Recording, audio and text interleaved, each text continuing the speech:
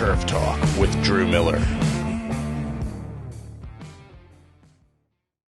On this week's episode of Tiger Turf Talk, we host Mr. Brian Johnson, the manager of athletic grounds at Arizona State University. This past week, Mr. Johnson had his final football game, which was truly incredible to see how the university honored him for his 37 years of service.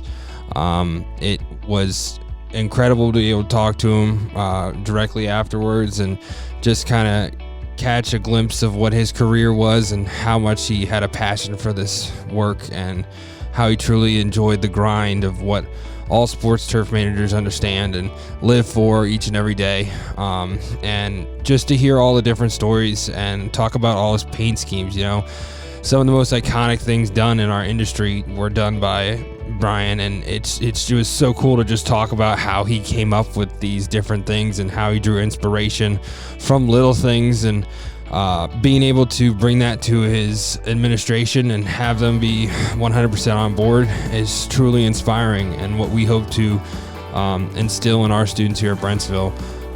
And this is an incredible episode with such an incredible human being, so be sure to definitely check it out.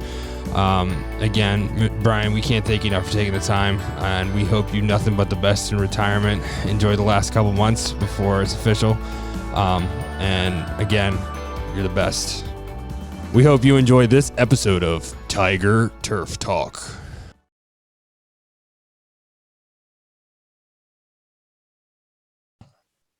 Good afternoon and welcome to the 60th episode of Tiger Turf Talk. I'm your host, Drew Miller, with your co-host, Sam Rui. We have an absolute legend of a guest today on a week that is, I'm sure, very dear to his heart, being his last football game. We have Mr. Brian Johnson, the manager of athletic grounds at Arizona State University. How you doing today, sir? I'm doing wonderful today. It was a great day on Saturday.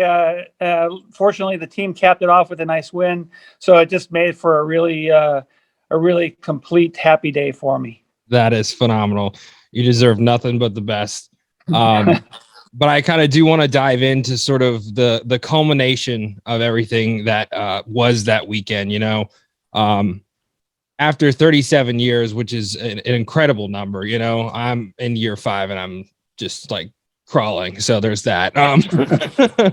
But with everything and sort of, again, just the idea of, again, something so great, and you've done so much in your career, not just at ASU and everything.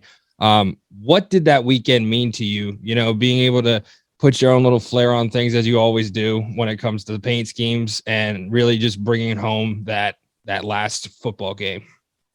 Well, it was an amazing emotional day for me.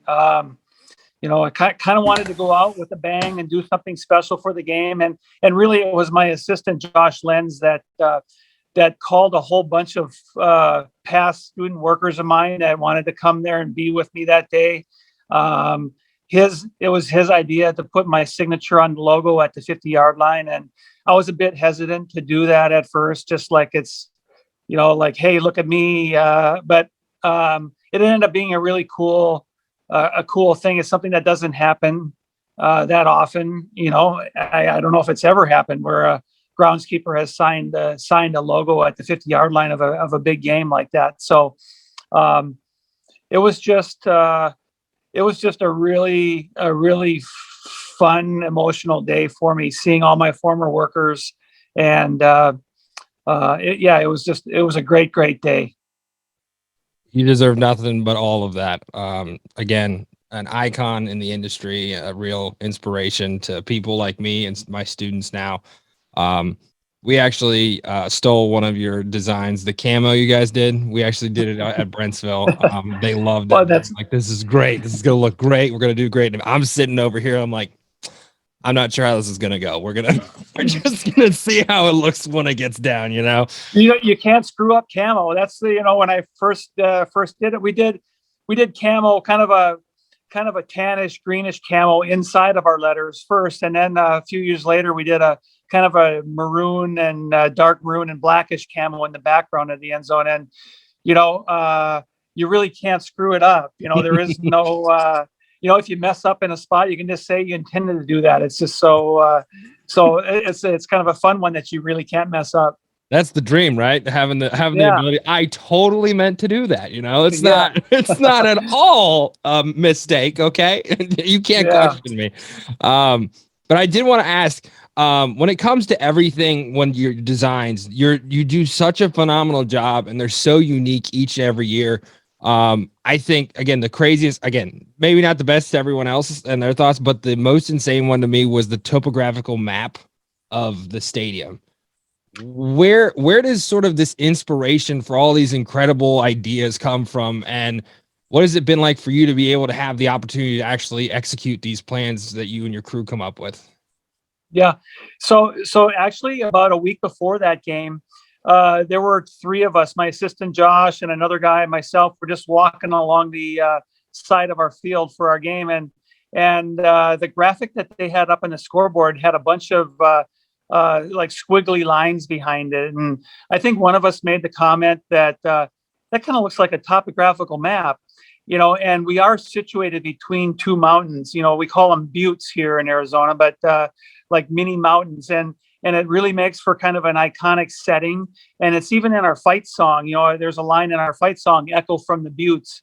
So A Mountain and Hayden Butte, they're kind of a fixture here in Tempe. And I thought, well, that would be really cool to honor our setting that we have. It's a beautiful setting for football, and so we came up with the idea of doing that topographical map. And in the end zone, we had a little star where Sun Devil Stadium is situated between the two mountains. We even had a scale in the end zone, like representing how many feet above elevation it is. And so it was just a really fun end zone to do. I just knew. I think I kind of that week leading up to the game, I kind of teased my Twitter audience that I was going to be doing something that had never been seen before in college football. And I knew I didn't have to fact check that. I'm pretty sure that nobody did a topographical map in the end zone.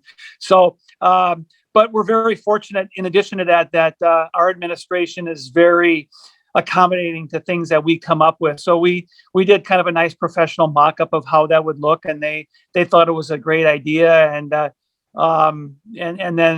we don't have to get stencils for things like that. We do kind of trace everything out with graph paper and tape measures. So it took a little bit of work during the week to trace that all out, but I was just really thrilled with the final product. And I'm kind of proud of how unique we are, and kind of we push the envelope in terms of our logos on the field. And I think it's a good thing to be known for that. I am a traditionalist too. I kind of like the traditional look of a football field, but a few times a year, it's kind of cool to do something different.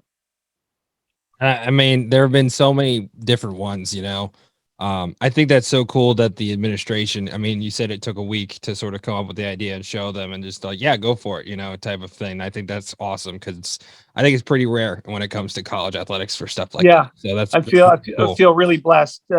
We have tremendous support on our ground crew with everything that we do, not just our painting schemes, but just the administration here at ASU is just very supportive of our ground crew efforts. That's awesome. Do you have a favorite one? Because I mean, it's been a long time, and you've done so many different things. I remember I don't know if it was a military appreciation, but there was like a black sunburst in the end zones with the yellow, and it was just beautiful.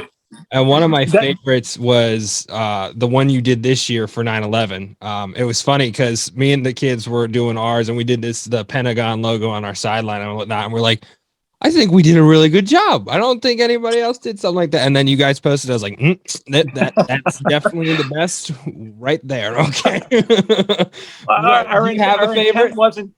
Our intent wasn't to outdo anybody for that. Oh, no, logo, because of the nature of that event, and the reason kind of we chose to do it the way we did.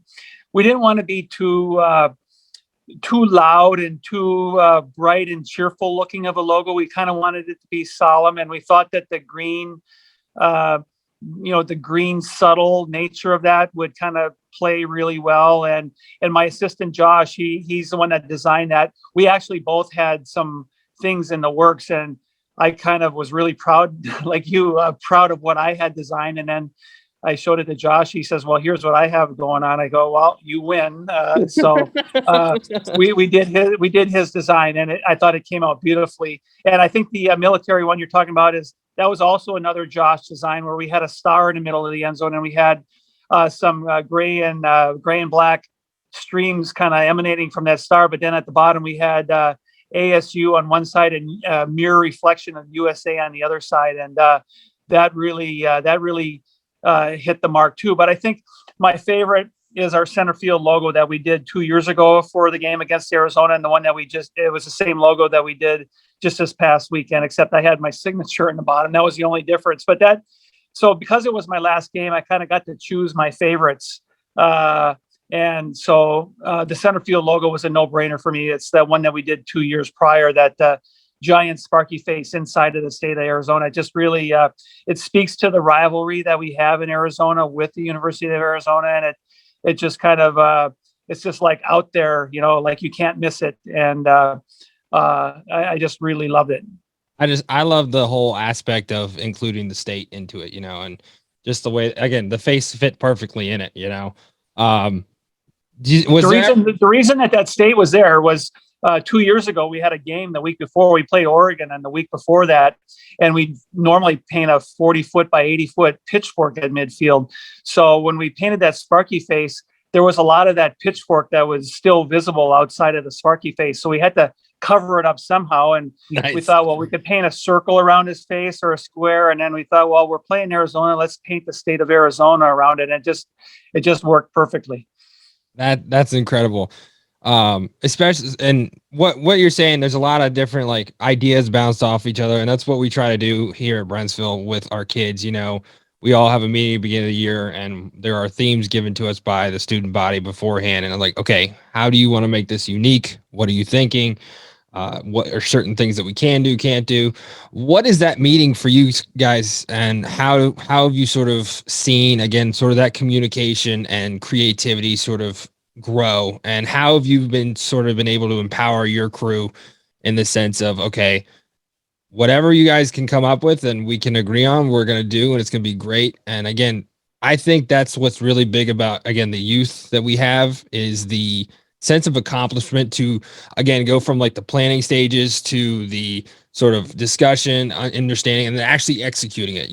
A lot of, and nothing against any high school teachers, but it's very hard to bring that execution stage into the classroom, and being able to have kids see that. What is it like for you and your crew? Well, it is nice. Our crew knows now that nothing is off limits, in terms of creativity. They've seen through the years that our administration is willing to work with us, and I'm totally fine. It's not like I'm the boss and what I say goes. In fact, every creative thing I come up with, my assistant Josh comes up with one step better, and we always end up doing his thing, and I'm totally fine with that. I love it, and so that kind of permeates throughout our whole crew, and it really starts in the summertime. Just like you said, we kind of get with our equipment staff, and there's certain themes to each game, like military appreciation or City of Tempe night, or this week or 1 week this year we had a Hispanic Heritage Month game, and we painted Los Diablos in the end zone instead of Sun Devils. And so that planning, though, has to start in the summertime, and we kind of look at the different uniform combinations that they're going, and we can incorporate something from the uniform into the field that week. I just love that so much, is seeing some starbursts or some sun rays on the shoulder of a uniform, and then we have some on the field to match it. So there is a lot of planning involved with that, and it starts over the summer, and then we just kind of kick ideas around, and it just kind of takes place, and it's a beautiful thing. So there's a video out there about how you started your career by interning at ASU. What was it like for you to go from Minnesota to a place like Phoenix to pursue your career? Well, I had a brother that had lived down in Phoenix when I was in high school back in Minnesota, and I came down here in March of 1978, and we went to some spring training games. I already knew that I wanted to be a groundskeeper. I'm kind of unique because a lot of people don't know what they want to do with their life, and I knew that I wanted to be a groundskeeper. And when I came down here to see him, and I just went to some spring training games, and all the fields looked really nice and green grass, and there was snow back home. I knew that this was the place for me. So when I came down here to do my internship, I knew that I wanted to relocate here, and I did my internship at ASU, and I was working at all the athletic fields, and I volunteered 480 hours, 40 hours a week for 12 weeks. So I put my time in, and I learned a great deal. And it just so happened when that internship ended, they had a full-time job open up here at ASU, and I was able to get that job primarily because of my volunteer work I did on that internship. And I just loved my experience, and I love this university so much that I just never left. And it was really a tremendous opportunity for me. It's not like I moved away from Minnesota to get away from the cold weather. I enjoyed the winters there.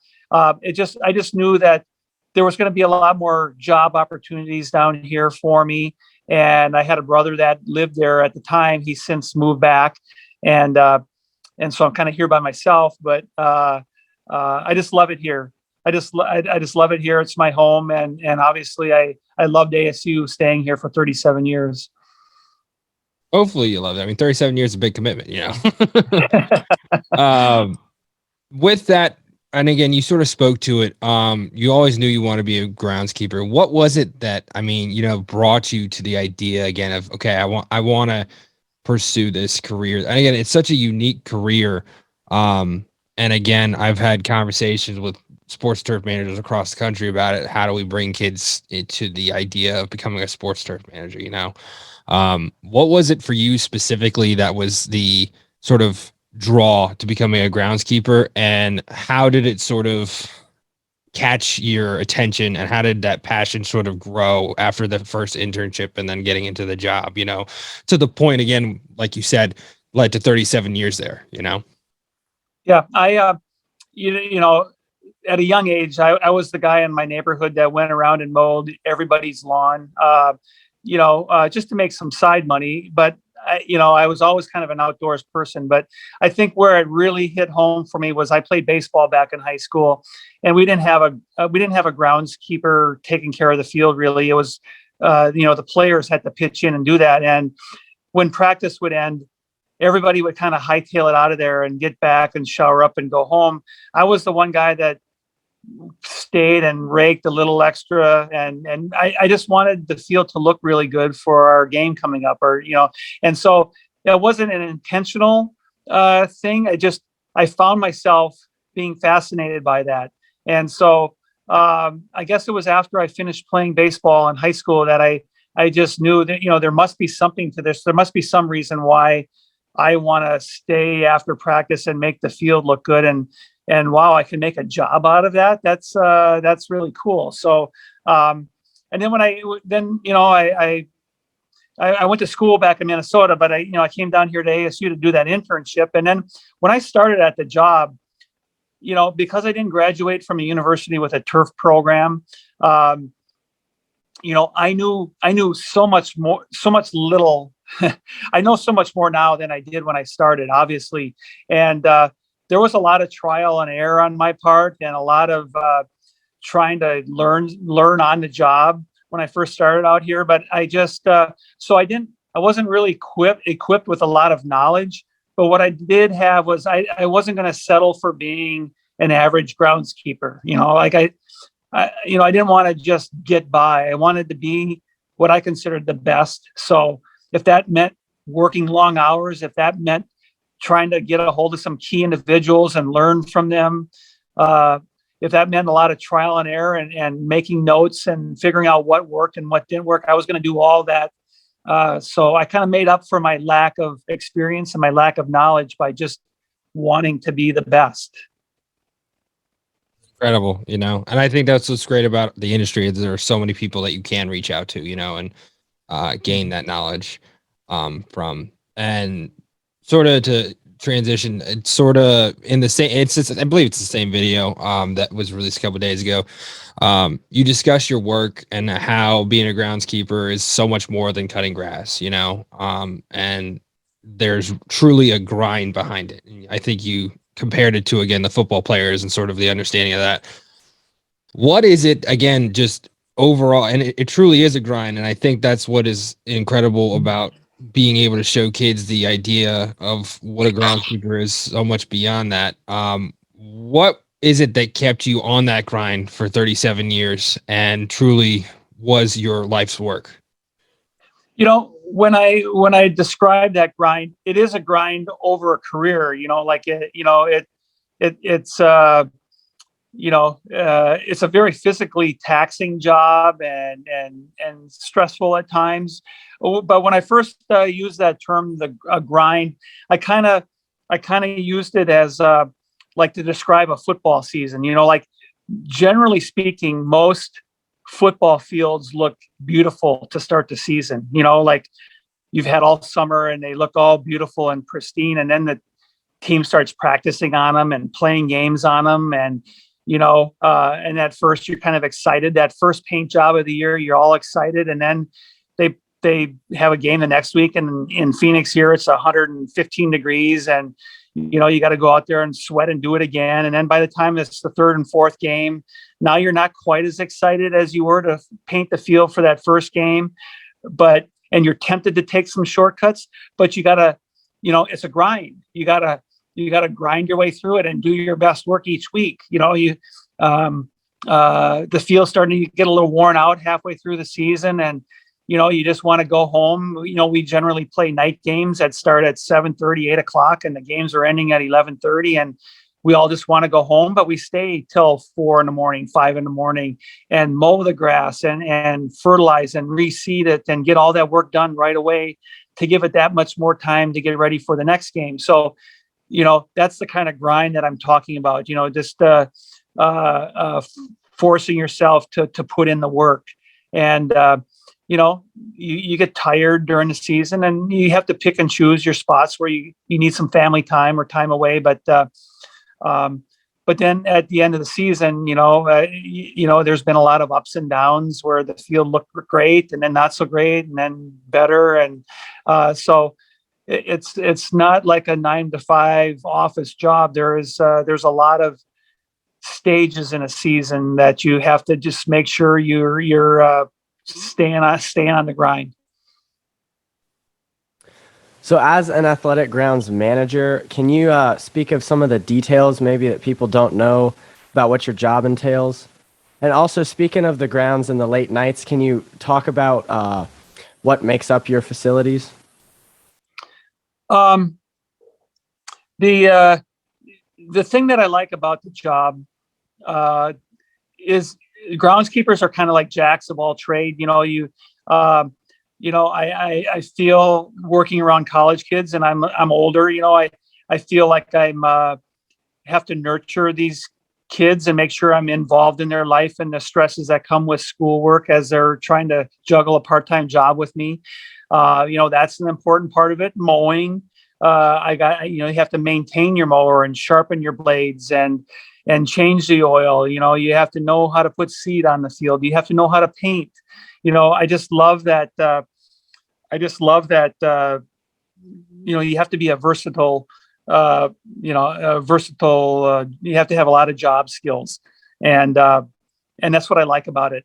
And I really enjoy the college aspect of it, because we do have, like you mentioned in your second question, we do have a lot of facilities. We have a lot of acreage that we take care of, and it's soccer and football practice and lacrosse and softball and baseball and track, and so our ground crew is in charge of all those facilities, and each one has its unique challenges involved. And you also have to be a master scheduler, because the soccer team might be out of town, and that's a little break where you can get the field fertilized. And when they come back, maybe the lacrosse team is gone for a few days, and you have to kind of really communicate with all the coaches and plan little windows of maintenance on the fields. And but I do really love that versatility that you see at a college.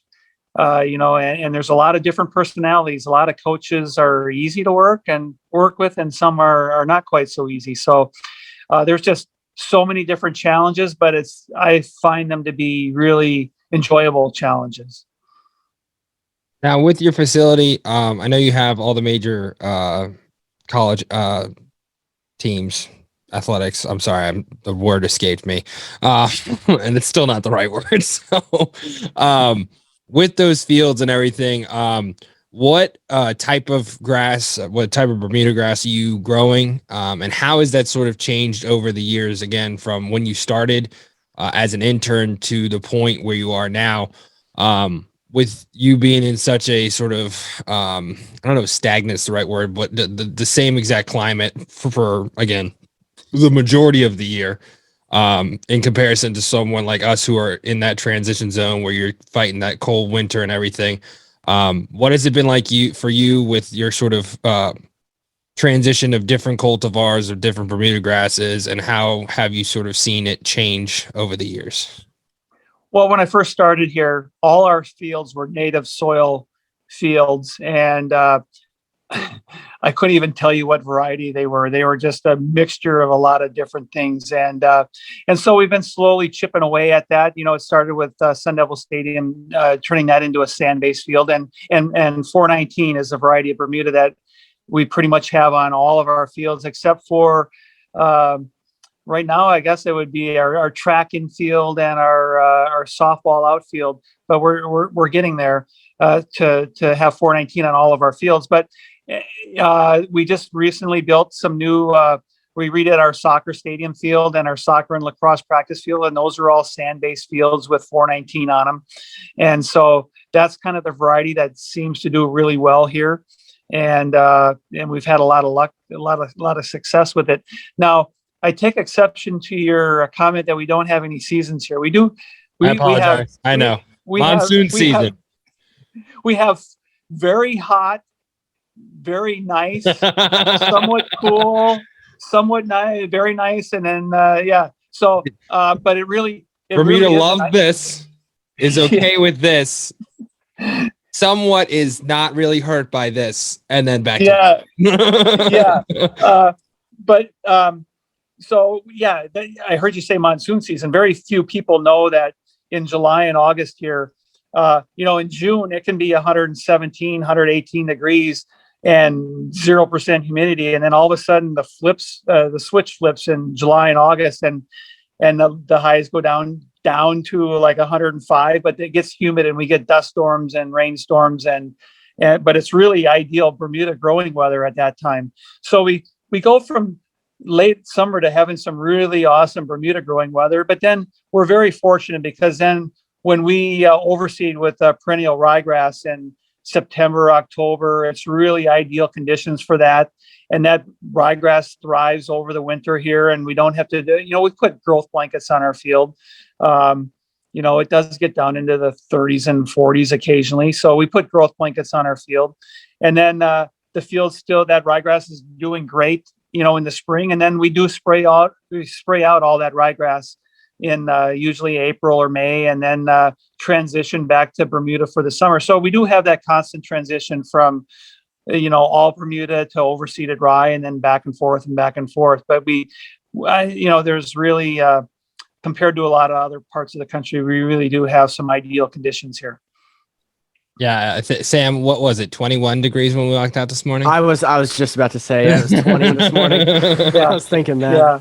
It was good. It felt nice. But a lot of people, they'll say to me like, "Oh, you must be so talented. You're growing grass in the desert."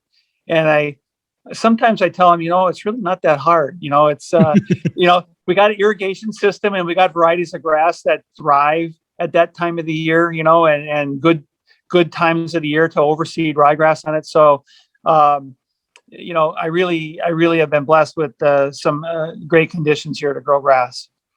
Absolutely. My boss, Chris Acton, my former boss, I should say, he always said, don't ever overthink grass. Okay. It'll take care of itself. Just don't overthink it, because otherwise you're going to screw it up. Yeah. And I say that, especially with Bermuda grass, we've had a few people. In fact, my assistant Josh came from a cool season. He went to school at Iowa State and was working at University of Colorado before coming here. And we've had a number of people that were cool season grass people that have come here. And when I'm telling them about maintaining Bermuda grass, I tell them you can't screw it up.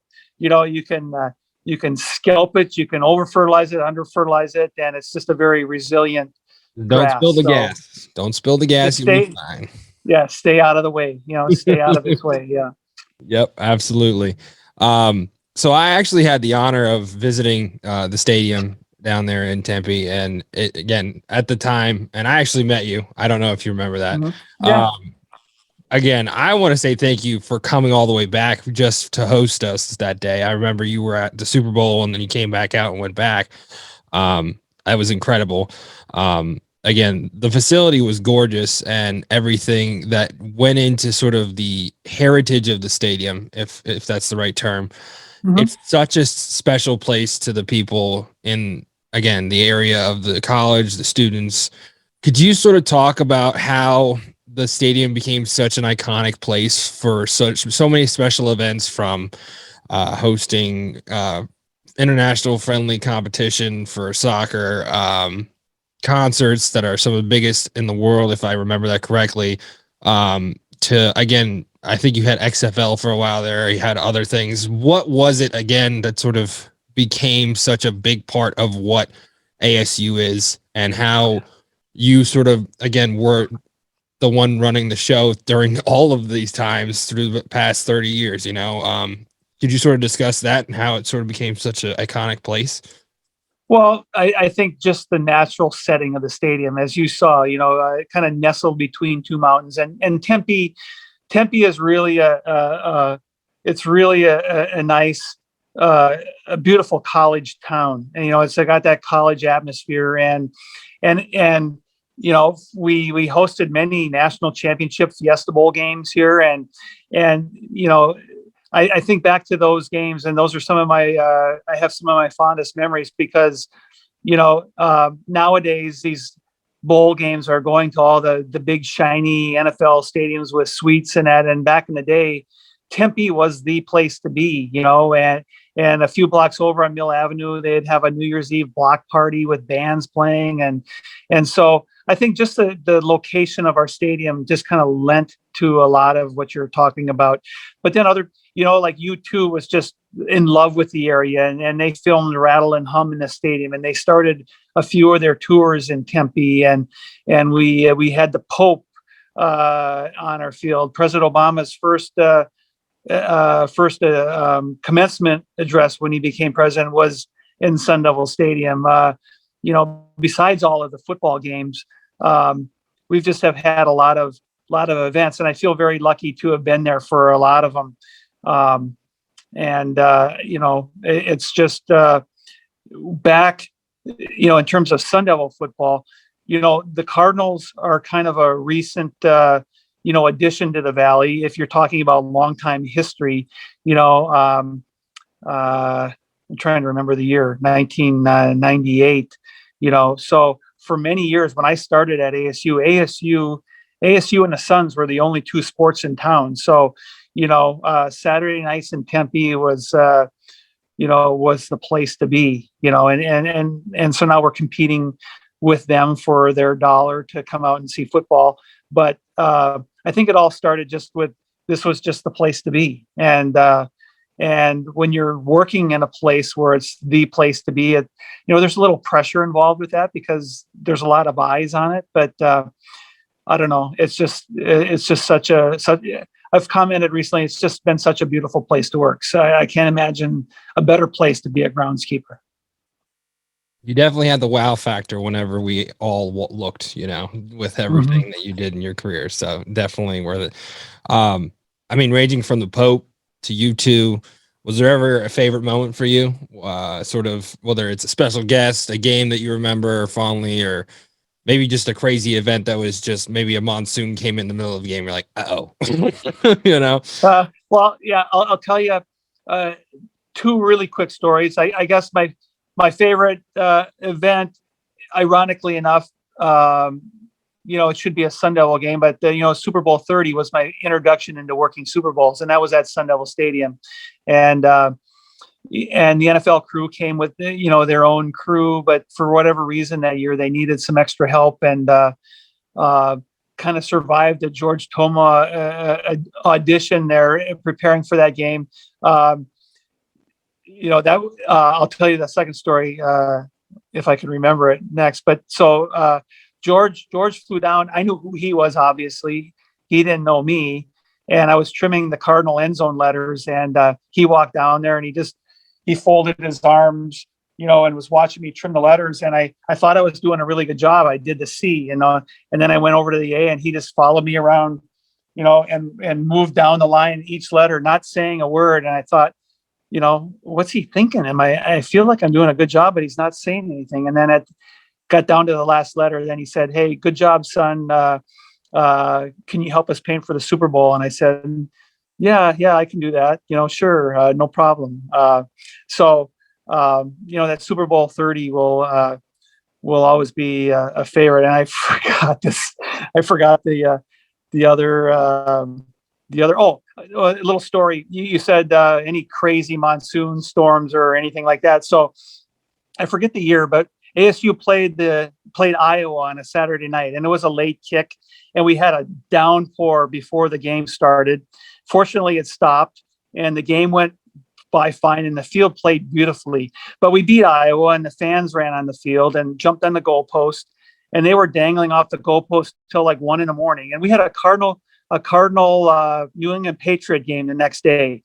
And so now we start painting the field at like 1 a.m. for the Cardinal game, and we finish about 4:30. We did a really rush job, a good job, but a rush job. And everybody's just dead tired, and they're falling asleep on the cement floor in my shop. And I look at the radar, and there's this cell coming our way, this red cell on radar, and it's like 15 minutes away. And so I kick everybody and say, "Hey, get up. We got to go tarp the field." So we got 3 of the 4 pieces out in the field. And during that 4th piece, I swear lightning struck just outside the stadium, and everybody went scattering. And there were like 5 of us that put that last piece of tarp on the field, but we got it tarped. And then I'll just never forget, I think Belichick must have sent an assistant out to the stadium. He might have heard the rain overnight and was worried about field conditions. And I went out to check on the field, and it was still raining at 6:00. And there was this Patriots assistant there on the phone, and he said, "Yeah, they have the field tarp, so maybe there's still hope," or something like that. And then we got the tarp off the field, and then everybody, all the players, the Cardinal players and the Patriots players, were just so thankful that we got the field painted, and then we tarped it for the rain, and then that game went off without a hitch. So, a lot of things behind the scenes like that the public's not quite aware of, but it was just it was a mad scramble to get that tarp on the field, and I'm glad we did, because we got a lot more rain after that. Those are the stories you love. Those are the ones you hold on to. So that's incredible. Now, I do have a question. Okay. One of your forms of painting, and again, I think you have the steadiest hand I've ever seen when it comes to seeing videos and whatnot. Where did you come up with the cart for the line? Okay. Because I'm sitting here like, okay, he's got his legs out like that. Like, hold it perfectly, right at the same level the entire time. I can't hold it straight when I'm painting 2 feet when it comes to Yeah.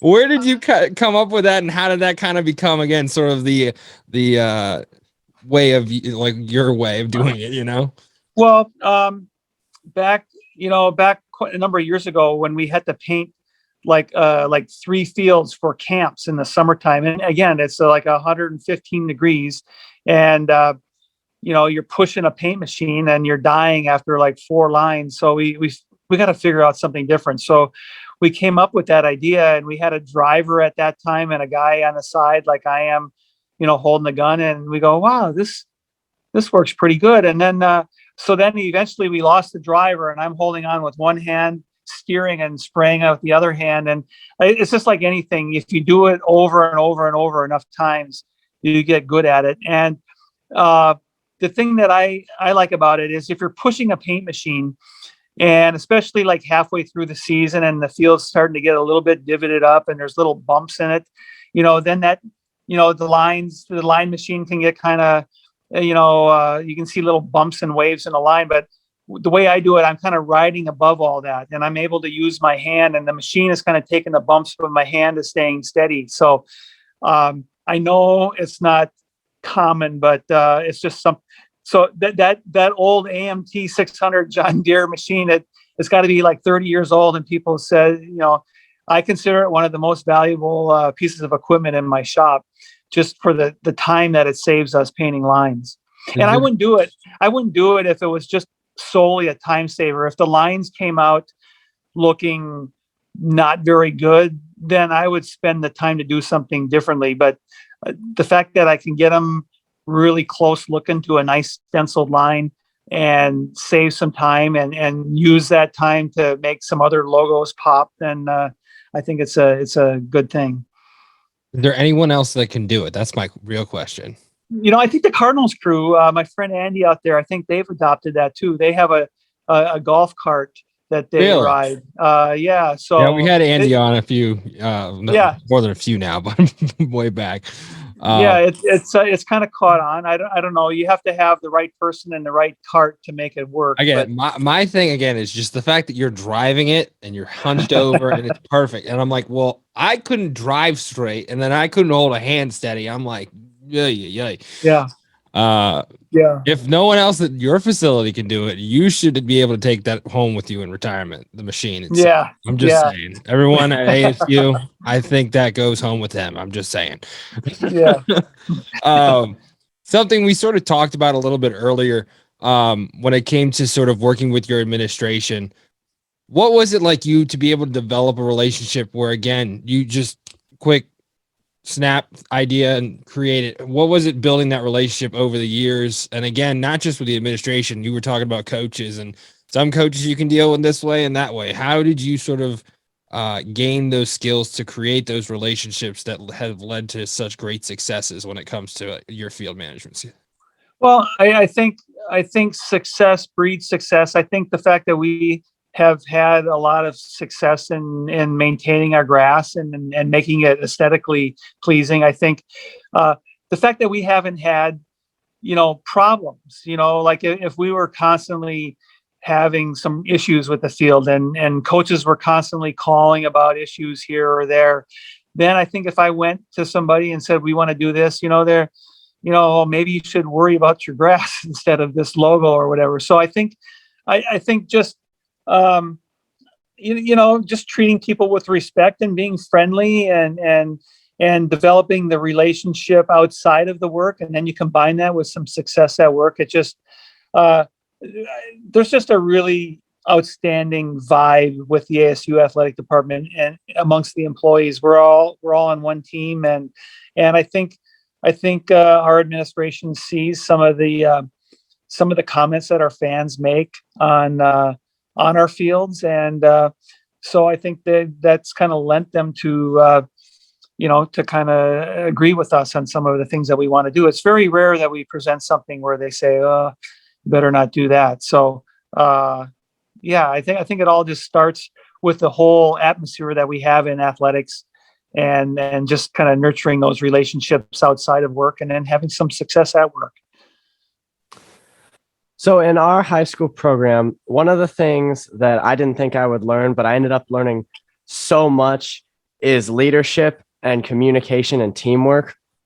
And you mentioned earlier that you're like, a lot of the grounds crew there is college kids. And so you must have to do something, maybe treat them a little bit differently than you would other people. So can you talk about some of the teamwork it takes to maintain a field and do some of the really cool designs that you've done in the past?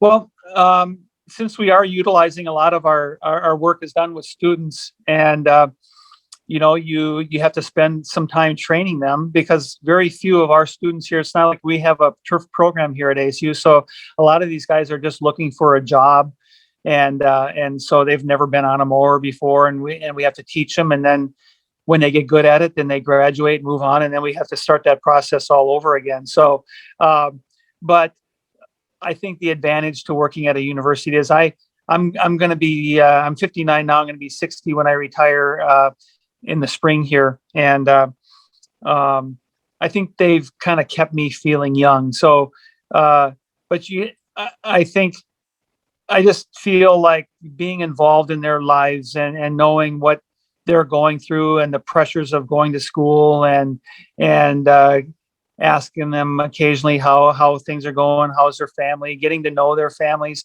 I think that all uh, I think that's all so important. And then the designs and them helping on the designs, they're just going to want to. It starts with that relationship, and if you can develop that, then they're just going to want to do anything for you. I feel like our students would do anything for me.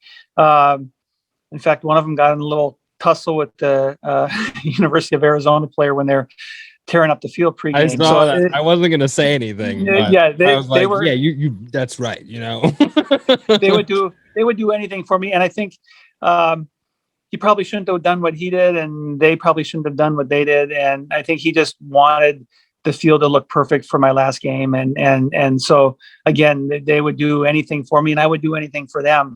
So when you have that kind of a relationship, it makes it very easy to say, hey fellas, we got to stay all night tonight after the game and work on the field. And they're not like, oh gosh, do we have to? It's just, yes sir, whatever you need. And it all starts with that relationship ahead of time and maintaining that during their work career.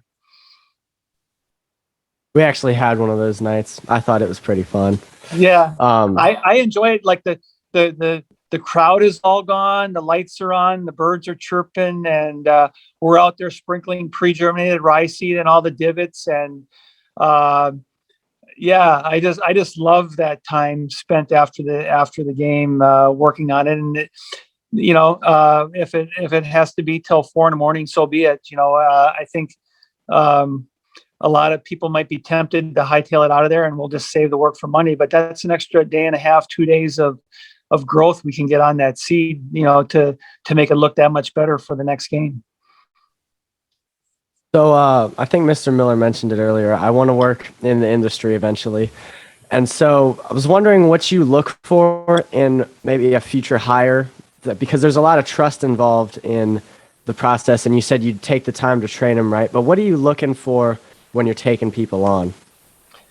Well, again, because we're hiring kids that don't really have any experience, and very few of them want to be groundskeepers. I'm just looking for somebody with a good work ethic and is trustworthy. We can train them to do anything. It's not like rocket science that we're doing, but just to have somebody that takes a lot of pride in their work. I guess that would be the thing. If during an interview you can kind of sense or ask, and you sense early on if somebody's taking a lot of pride in their work. Like if I'm not around and they're doing something, I just want them.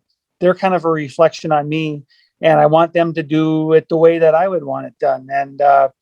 And so I've been very blessed and very fortunate to have a lot of great student workers here that did great work while they were here. But again, they would do anything for me, and I would do anything for them just because of the relationship that we developed. So I wouldn't be necessarily preoccupied with learning every aspect of groundskeeping.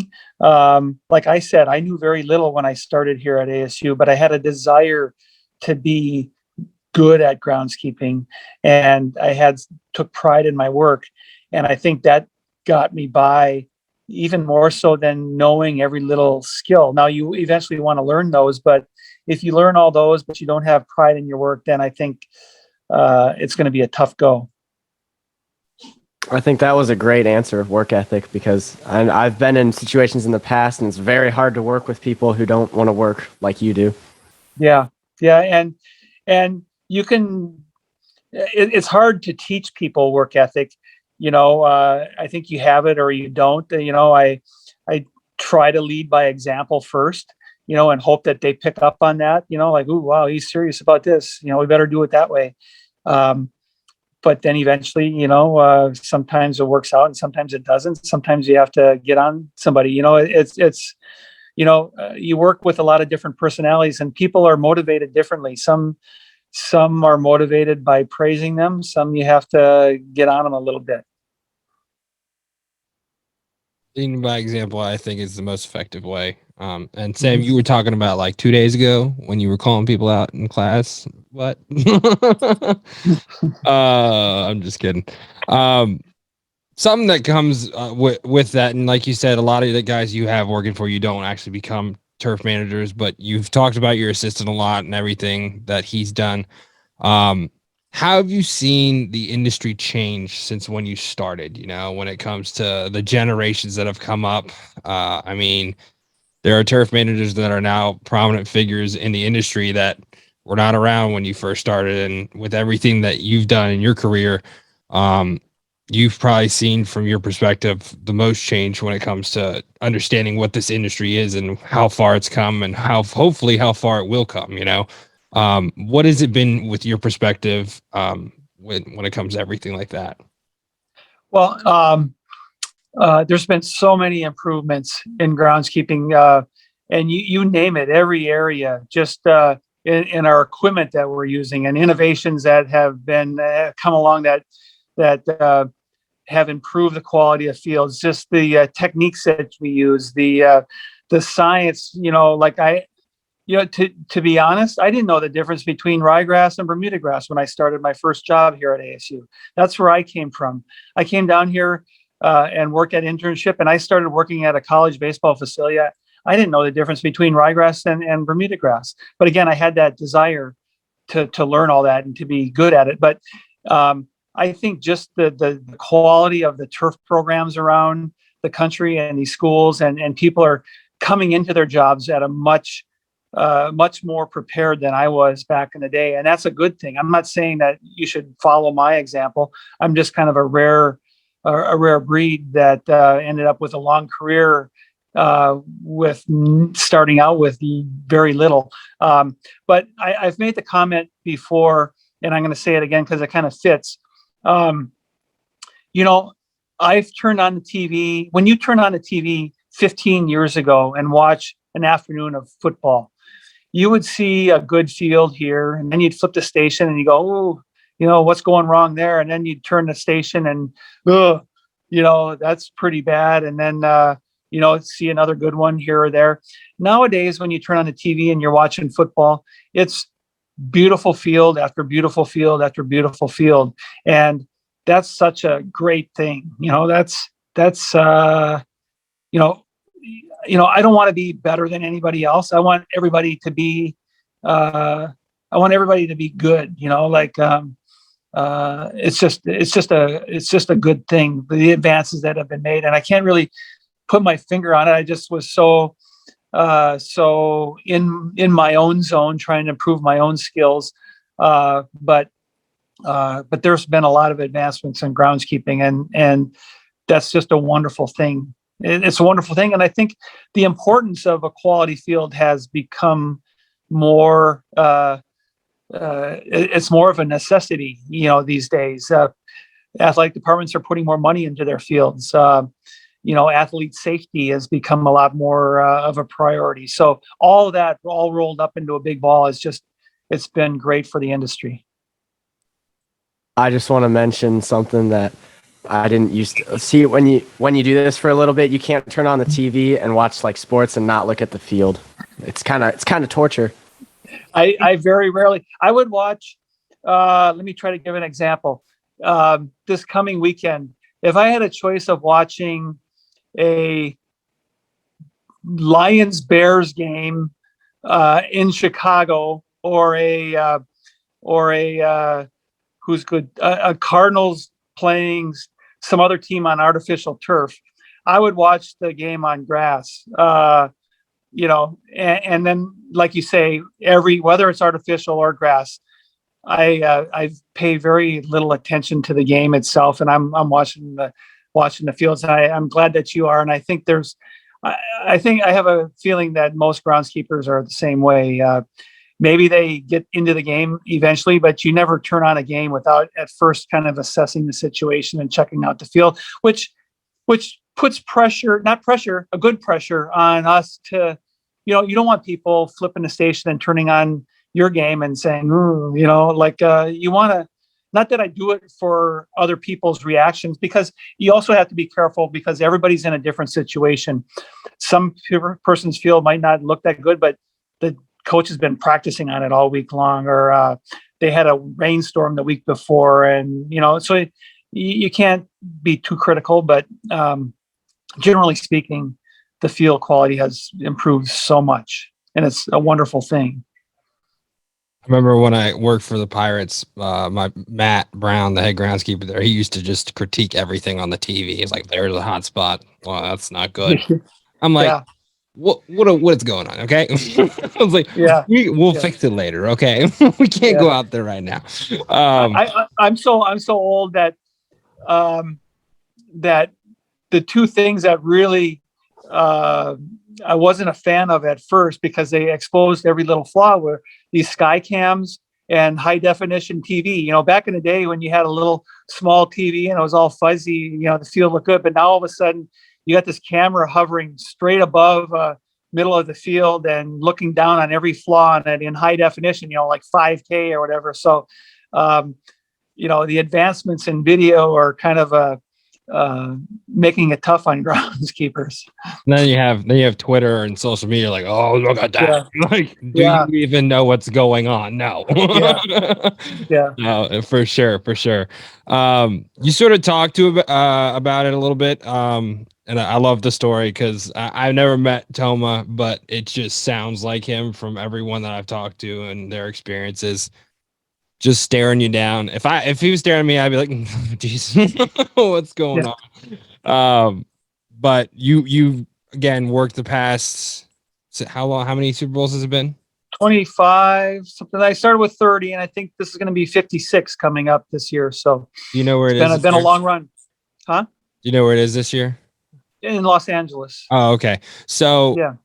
Again, incredible opportunity. And what's great about the group is the different types of groundskeepers that are coming together, at Magnum. Am I saying that right? Ed Mangan, yeah. Ed Mangan. Sorry, I knew that. Sorry, Ed Mangan, if you listen to this. Appreciate you listening. Sorry if I got that wrong.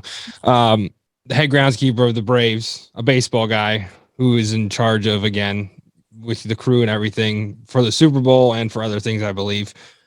Just sort of the NFL consultant. We had Nick Pappas on the other day, a bunch of other guys. Travis was talking about it, and just a great group of guys that come together each and every year to, again, the biggest sporting event every year for anyone. And again, I'm a baseball guy, so I know it sounds bad, but there's only one Super Bowl. There's 7 World Series games, Yeah. So what has that experience been like for you? And again, everyone talks about George Toma and the iconic impact he's had on the industry. What has it been like to work with someone like that and the other guys in the industry on, again, the biggest event for a sports turf manager that there is? Well, I've been good friends with George for 25 years now. We're good friends, and to be able to say that is a really cool thing. And back to that story where he was just following me down, and he was a pretty feisty, fiery guy back in the day. So to be put in that opportunity, I was in the right place at the right time. But I tell people, you can be in the right place at the right time, but not have the skills or not have honed your skills, and you have to take advantage of that opportunity. So I just feel very blessed and fortunate that I was put in that opportunity, and then I had some success, and it's led to these Super Bowl opportunities all these years. And so I consider George a great friend, and all these all the people that I worked with at the Super Bowl. The crew's changed a little bit over the years, but you mentioned Nick, and I had a great time with him in London working an overseas game this year, and I consider him a good friend. Travis, I've known from working Super Bowls way back, and I consider him a good friend. I consider all these guys really good friends, and to be able to work alongside them at the on the field, the biggest stage of in sports, it's just been a really big blessing in my life, and just to have all these great groundskeepers, and there is some downtime at the Super Bowls, and we're all bouncing ideas off each other, and I think we're all making each other better. Like some people there might be a problem there, and I would say, well, this is how we would do it, and they would say, oh, I never thought about that, and then maybe they take that back to their work, and then somebody will bring up something, and I go, oh wow, that sounds like a cool way. I'm going to try that, and it might make my job easier back here at ASU. So all that, when you can put that many groundskeepers together for that period of time, that are all working on the same page in the same direction, it's a great thing, because we're all learning, and that's wonderful. Hey, you were just talking about how you went over to London recently. You're a big football fan, right? Soccer. Am I saying Soccer, right? I become one. I didn't grow up one, but I had a miraculous conversion into being a soccer fan back in the day. So I've done a complete 180. So I'm a big fan now. Yeah. And we had Carl on. I think Carl from, again, he said he does a lot with the NFL and whatnot at Wembley and everything. What has it been like for you to, again, sort of have that out of country experience, I should say, is probably the best way to say it. And seeing, again, what is just completely off the wall, different way of doing things than we do here. Especially, again, we're talking about Bermuda grass versus 100% ryegrass. There's no way that it can be managed the same way, Right. What has that experience been like for you? And again, just continuing on with such great experiences all across the world. Well, the fields are maintained a lot differently, and I'm good friends with Carl, and he was in a tough spot there when they were playing like 4 NFL games at Wembley, and then he had like a huge soccer match the next day, and the NFL logo was still out there, and there's just nothing he could do. But the people over there are pretty particular about their soccer pitches and don't want that NFL stuff out there. So Stupid Americans, yeah, but they do, those ryegrass fields that have the artificial fiber stitched into them. It's just, again, that works beautiful for soccer over there. And as much as the football fields have improved here, gosh, between grow lights and the fibers in the ground and the Coro machines and the renovations they do after each season over there, I think that change for the better is even more prominent over in Europe for all the soccer pitches. You'd be hard pressed to find. You have to go into a pretty low level league to find a pitch over there that isn't top quality. So, but I enjoy, because I'm a soccer fan, I enjoy that experience. There are things that I can learn, even though it's a completely different way of doing things. But again, it's the relationships that stick out to me. It's the crew at Tottenham that I've gotten to know when the games were there, the whole crew at Wembley. I've met Paul. I've gone to a game at Real Madrid. We chatted before the game, and he got me tickets there. And just meeting all these people and becoming friends with them, and just all these relationships are just wonderful. I enjoy those European trips, and now whenever we go over there on a vacation outside of work, I'm dragging my wife to one soccer game every time we go over there, and she's not necessarily a fan, but she's so sweet. She goes to the games with me, and I just love it. I just love it, and that's one thing that I'm going to do in my retirement. Is we do love to travel, and we do some traveling. We've done some traveling now, but my work hours kind of prevent me from doing as much as I like. So I'm going to be seeing a lot of soccer matches coming up here shortly, hopefully. That's awesome. That's awesome. Some of the stuff over there that they're coming up with is insane. I mean, with Tottenham and the whole conversion of their field with the artificial underneath it. And then is it Real that's doing the trays that are going down on the ground? Yeah. Was right. Like who came up with that? As much as I would love to say that that in America here we're kind of leading the charge and improvements in groundskeeping, it's really over there. Like the crews over there are just so professional and so science related, and they're just they're just really top notch people over there, and they are making advancements in groundskeeping. And I think that we could take a lesson from them here, and in terms of work ethic, and they now I'm at the bigger clubs, Tottenham, a huge stadium, new stadium, and maybe it can differ at a lower level club, but they have the manpower, and they have the equipment, and they have the knowledge to pull things off, and I'm just so impressed with the way they do things over there.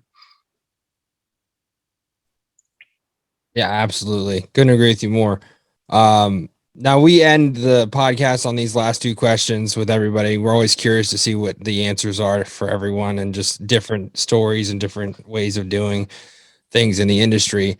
Again, this illustrious career, and congratulations again on retirement. It's so Thank you. deserving. If there was one thing that you could tell yourself when you first started in your internship at ASU, that now, what would that one thing be, and why? Well, I was just an inexperienced kid at the time, and I don't know if this is the answer you're looking for, but I really I couldn't envision this day coming. Not I knew I was going to be a groundskeeper my whole life, but I'm not talking about the length of my career, but just the attention. I was just trying to make a living. I was just trying to bring home a paycheck and do a job that I loved. So some success that I had and the attention that went along with it was just something that I wasn't necessarily looking for at the time, or looking for now even. But I just had no idea. Like if you had told me back then that this day was going to come, I would have just said, no, I don't believe that. So it's just been I feel very fortunate. I'm kind of looking at that from the opposite end. I'm kind of looking at a young person saying, what would you envision now, instead of thinking back the other way. But I that's just the way I feel. I didn't get into groundskeeping to become well known, or that. I just wanted to do a job that I loved, and then the rest just happened, I guess. Last question. It's kind of a similar one. What would you give any advice to students hoping to be in the industry, have a successful career? What would you tell them? Well, learn as much as you can. Be book smart. Be more book smart than I was when I started. I just didn't have the knowledge. So learn, but don't rely on that. There's some very smart people that I don't know if they could be successful groundskeepers, because I think you need to combine that education along with some practical experience and some hands-on experience. Stay late at night and throw pre-germinated seed and divots. Ask the guy that's sharpening the mower, instead of saying, well, I don't have to worry about that, he'll do that. Ask him how to do it. Can you teach me so that I can do it and you can do something else? Just things like that. Learn on the job skills and combine those with your educational skills. And I think you're going to be off to a fabulous start. Don't just think, I know everything, I was taught everything, and that's it. Combine that with some on the job skills, and you'll be just fine. Well, from everyone here, and I'm sure a lot of people in this industry, I want to say thank you for everything that you've done. I know you weren't in for fame or anything like that, but you're such an inspiration for everything that you've done with your painting schemes, your overall work ethic, and just the person that you are, learning from other people who you are as a person and how you ran things over at Arizona State. It's such an inspiration to all the kids in my program, and to, again, young groundskeepers like me. I truly, from the bottom of my heart, cannot thank you enough. And again, thanks for coming on today. We really appreciate you taking the time. Thank you. You're welcome. You caught me shortly after this big emotional weekend, so I'm still I'm still a little teary eyed from that. You deserve it. You deserve it. Yeah. You know. Thank you.